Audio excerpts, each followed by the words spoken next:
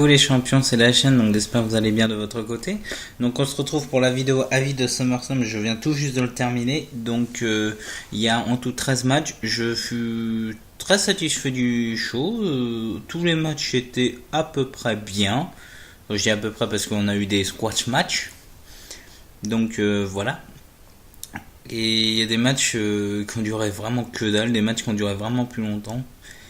Donc voilà, on y va, c'est parti. Donc je vais vous dire les pré-shows parce que vu que c'est un pay-per-view majeur, du coup j'ai regardé le pré-show. D'habitude je le regarde pas, mais là je les ai regardés. Donc on avait Andrade Cien Almas et Zelina Vega contre Rusev et Lana. Donc Andrade Cien Almas et Zelina Vega sont comportés comme des vrais heels. Donc en utilisant les cordes, en intervenant à chaque fois. En gros, pour vous expliquer, Andrade a dominé Rusev, et quand Rusev a changé, c'est Lana qui a dominé Zelina Vega. Et pour ce qui est du résultat, en gros, c'est Zelina Vega et Andrade Cien Almas qui ont remporté grâce à un roll-up et les pieds dans les cordes. Le match a duré 7 minutes, donc c'était vraiment bien. Donc pour le match de pré-show, franchement c'était pas mal. On aurait pu avoir ça dans SmackDown, mais c'était pas mal. Et petite précision aussi, Andrade English était pas banni du Right, mais Rusev a dit de pas intervenir. Il est resté dans les vestiaires. Donc à voir ce qui va se passer avec SmackDown. Donc second match, Cedric Alexander contre Drew Gulak avec Brian Kendrick et Jack Gallagher qui était banni du ring. Ah, ça, je le savais pas parce que je pensais qu'ils pouvaient être là en fait. Mais non, ils étaient bannis du ring en fait, donc c'est pour ça. Le match fut excellent, donc une quasi-domination de Drew Gulak qui s'en est pris principalement au cou et à la nuque de Cedric Alexander. Il y a eu notamment le saut de Cedric Alexander qui est toujours aussi bon. Et en gros, sinon, il y a eu une quasi-domination de Drew Gulak, donc voilà, pas grand chose à dire. Le match était très bon pour un pré-show. C'est dommage qu'il n'était pas dans la carte principale, mais il fut très bon. Sauf vu la durée, je vais vous le dire tout de suite. Et en gros, ce qui s'est passé, c'est que Drew Gulak voulait faire sa prise de finition, mais il a été contré en tombée par Cedric Alexander, et Cedric Alexander conserve son titre. Donc au niveau des pronostics que j'avais fait avec mon pote Karma, donc je te fais un gros coucou mon pote. Donc c'est lui qui a remporté ce pronostic. À la fin je ferai une comparative je ferai une comparative des pronostics qu'on a fait pour voir lequel d'entre nous a remporté le plus de points. Donc voilà, donc Cedric Alexander qui reste champion. Donc match suivant.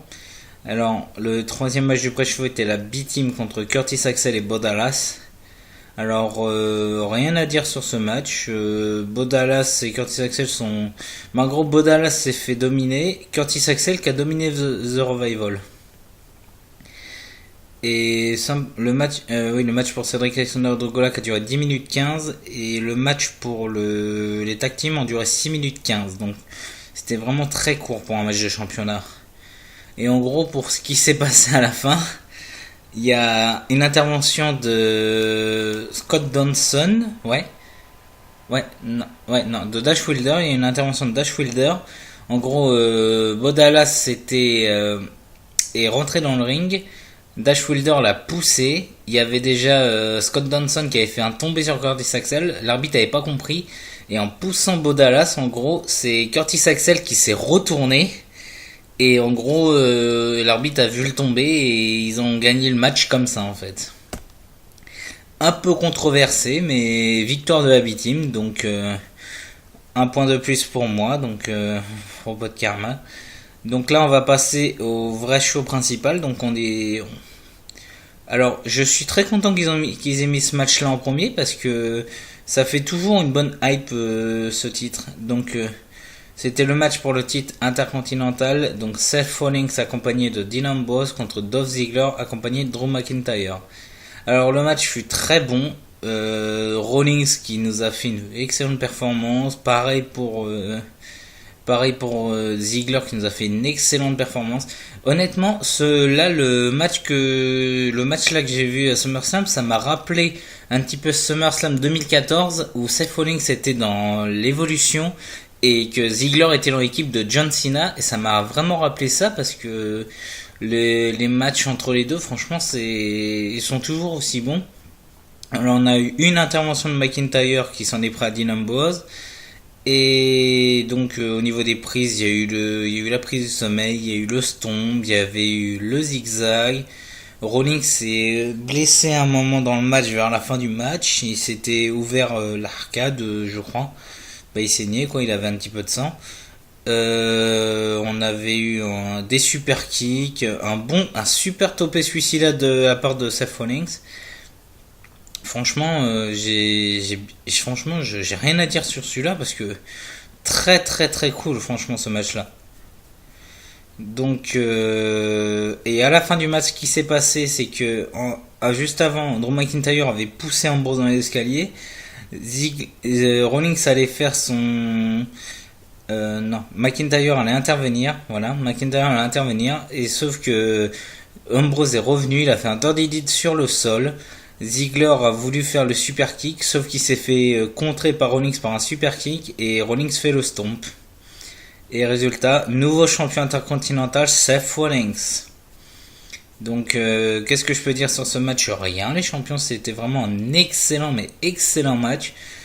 Et même le public a vite accroché parce que vers le milieu du match, ils ont dit "This is awesome".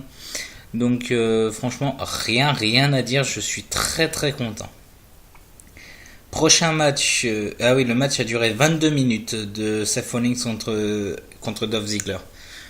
Donc prochain match qui a duré 9 minutes 45, donc très court. Il s'agit du match de championnat pour les tag teams de SmackDown. Donc les ceintures par équipe de SmackDown, il y avait le New Day, donc c'était Biggie et Xavier Woods avec Kofi Kingston contre les Bludgeon Brothers, Harper et Rowan. Alors, au niveau du match, le match était moyen. Je peux dire ça moyen parce qu'il n'a pas vraiment duré très longtemps. Les Bludgeon Brothers ont dominé. New Day s'est très bien dominé aussi. Et je me souviens de quelque chose. En fait, Harper voulait envoyer Xavier Woods dans l'escalier, sauf qu'il a fait un genre de ciseau tête ou un Onokanwana, et c'est Harper qui s'est pris la tête la première dans l'escalier. Il a dû avoir mal. Il y a aussi, ouais, non, je sais tout en fait. Ouais, c'est ça. C'est ça, c'est ça. Il y a rien d'autre au niveau des spots, donc. Ah si, le coup de genou de Xavier Woods avec Biggie sur l'arête du ring. L'arête du ring a été très souvent utilisée, je trouve. Il y en avait aussi pendant le match de Ziggler contre Rollins. L'arête du ring, franchement, fut très souvent utilisée. Le Ziggler a fait un jumping DDT sur Rollins sur l'arête du ring. Franchement, c'était un très très bon spot. Donc pour vous expliquer ce qui était à la fin, le New Day allait faire la prise de finition, donc le elbow drop. Ah oui, aussi Xavier Woods a fait un elbow drop à l'extérieur du ring, donc il y a eu des spots quand même de ce match. Et en gros ils allaient faire leur midnight machin, je sais plus c'est quoi leur nom de prise.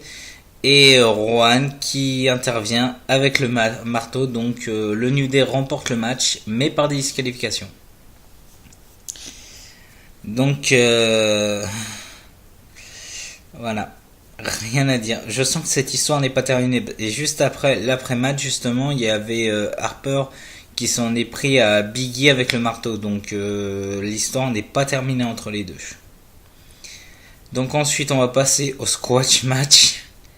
C'était Braun Strowman contre Kevin Owens. Et bon, je vous dis vraiment que le match a pas duré 2 minutes. En gros, Strowman a défoncé Owens en 1 minute 50. Voilà. Rien à dire dessus. Rien à dire.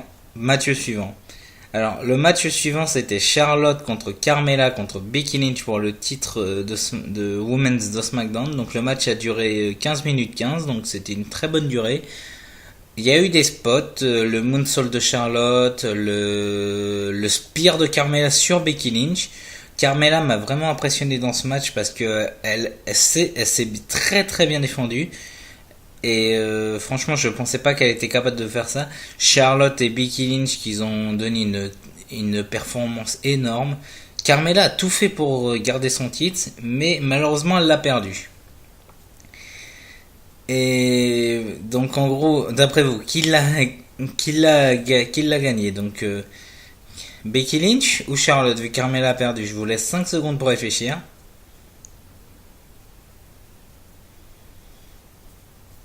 Et donc à la fin du match, pour vous expliquer, c'est Becky Lynch qui a fait le disarmer sur Carmella. Becky Lynch a fait des erreurs dans ce match. À un moment, Carmella avait mis sa main sur la corde. Et simplement, ce qui s'est passé, c'est que elle a lâché prise en croyant que la corde devait être brisée, mais elle a refait son disarmer sur Carmella. Et Charlotte est intervenue avec un natural selection et elle fait le tomber sur Becky Lynch qui remporte le match. Donc Charlotte devient la nouvelle championne de SmackDown. Honnêtement, ça me saoule. Becky Lynch a pas grand chose, ça m'énerve ça. Je suis très déçu du résultat. J'aurais voulu que ça soit Becky Lynch. Mais attendez, il y a une subtilité. À la fin, Carmella est pleurée. Charlotte et Becky Lynch se font un câlin. Et retournement de situation, heel turn de Becky Lynch. Peut-être que ça va donner du crédit à son personnage. Pourquoi pas.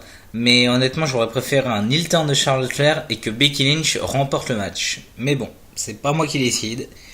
C'est pas au mérite, parce que si c'était au mérite, voilà. Je me demande si c'est pas... Ouais, ça doit être après ce match où il y a eu l'intervention d'Elias. Je me souviens plus quand il est intervenu, mais je vais vous en parler maintenant. Parce qu'on est à la moitié... Ouais, il reste 6 matchs. On est à la moitié du... Ouais, on est à la moitié. Donc Elias en gros voulait faire son show, mais il a encore été humilié parce que simplement sa guitare était pétée. Sa guitare brisée, et donc du coup voilà. Pourquoi ça, sérieusement? Oh là là là là.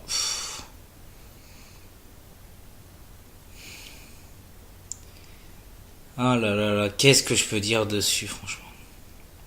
Rien du tout. Je peux rien dire du tout.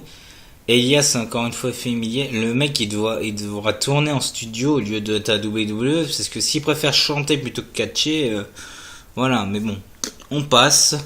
Donc, prochain match. Alors là, je suis très content de ce match-là, mais je suis un peu déçu du résultat, mais à mon avis, l'histoire n'est pas terminée. Alors, il s'agit du match Samoa Joe contre AJ Styles pour le WWE Championship. Donc le match a duré 22 minutes 45, donc c'est une très très bonne durée. Pour moi, c'est le troisième meilleur match de la soirée, parce que le premier, ça reste Rollins Ambrose, et le deuxième, ça sera le suivant. Donc Samoa Joe contre AJ Styles. Donc on avait aussi la présence de la fille et de la femme de AJ Styles dans le public. Donc franchement, les deux ont fait une performance. Il y avait du coconut clutch, il y avait du calf crusher, il y avait un style slash de Styles sur Samoa Joe, un peu mal fait, mais il a quand même réussi à le porter. Il y avait tout dans ce match, franchement.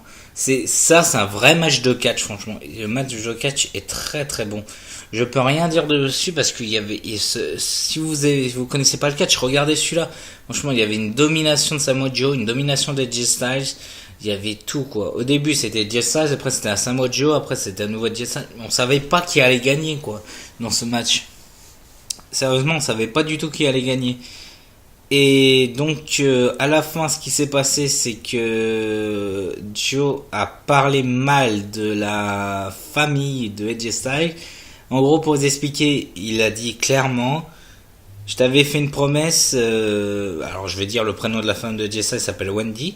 Je t'avais fait une promesse, Wendy, je t'avais dit je t'emmenais papa à la maison, et après il a dit, au pire, ça sera moi ton nouveau papa.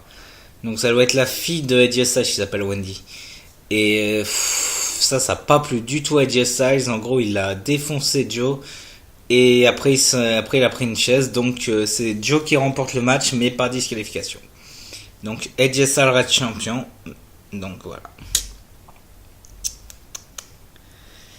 Ah là là là là là là. Je peux rien dire de plus. Je peux rien dire de plus, mais le match fut très très bon. Match suivant, le meilleur match de la soirée pour moi. Le Miz contre Daniel Bryan. Alors, le match a duré 23 minutes 30. Je crois que c'est le plus long de la soirée en fait. Ouais, c'est le match le plus long de la soirée. Et en gros, ce qui s'est passé, c'est que le Miz a provoqué Daniel Bryan. En gros, le Miz a fait les prises de Bryan, comme les yaski, comme la planche de surf. Mais franchement, le match fut très très bon. C'était même pas un match de catch, c'était un règlement de compte en fait. Franchement, il y avait un Skull Cushion Finale de la part du Miz, il y avait une prise en 4, retournée par Bryan, il y avait le Yes Lock, il y avait tout dans ce match franchement. Il y avait les Yes Kick, le coup de pied à la fin, le combo du Miz, le DDT du Miz, franchement il y avait tout. Ce match est le meilleur match de la soirée pour moi. C'est franchement une bombe ce match. Un bon règlement de compte comme je les aime dans le match de cas. En sachant que les deux hommes dans la vraie vie ne s'apprécient pas trop non plus. Donc, Et en gros, ce qui s'est passé à la fin, c'est que The Miz s'est rapproché de sa femme Maryse et elle lui a donné un point américain. Il a frappé Bryan avec et Bryan était KO, donc The Miz remporte le match. Vu que c'est une fin controversée, à mon avis, c'est une fin très très controversée. À mon avis, ça va pas. À mon avis, ça va pas se terminer comme ça. Il va y avoir un autre match entre les deux. Mais The Miz qui remporte le match, donc. J'étais très indécis, j'avais voté Bryan, j'étais très indécis dans mes pronostics. Match suivant qui a duré 1 minute 35, le deuxième squash match sur les 4. Non, sur les 3, parce qu'à partir de 5 minutes, on peut pas considérer que c'est un squash match. Donc le deuxième squash match sur les 3.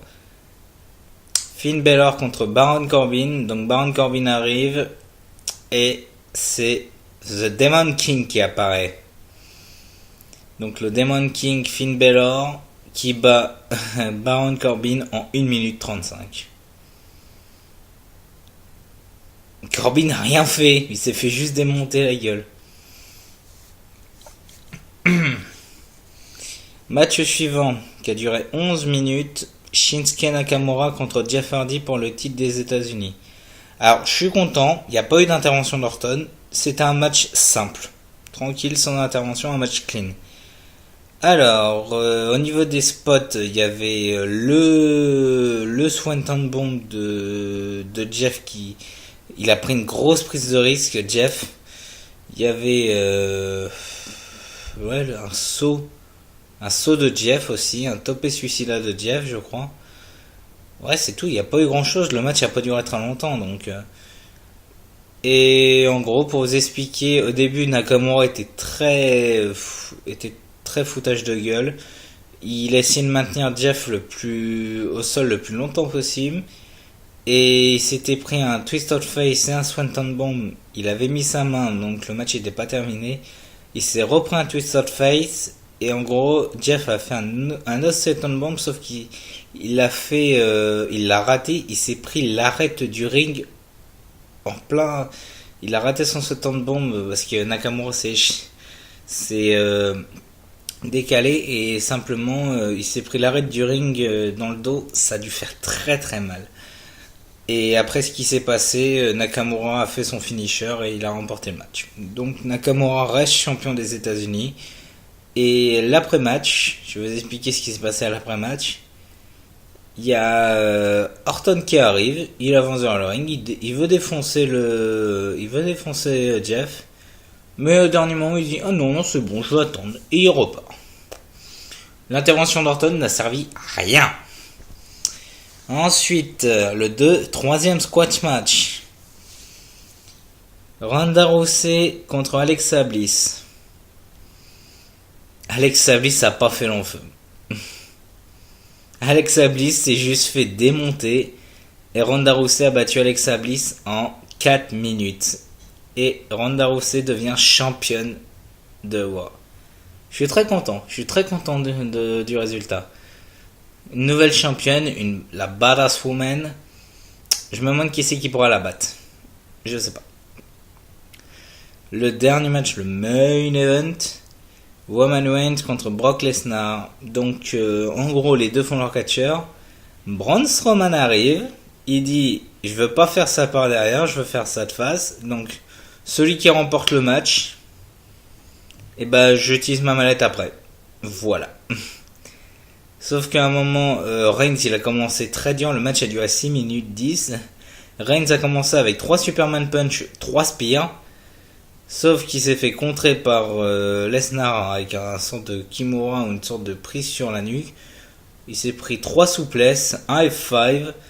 Et après Lesnar, je sais pas ce qui s'est passé, il s'en est pris à...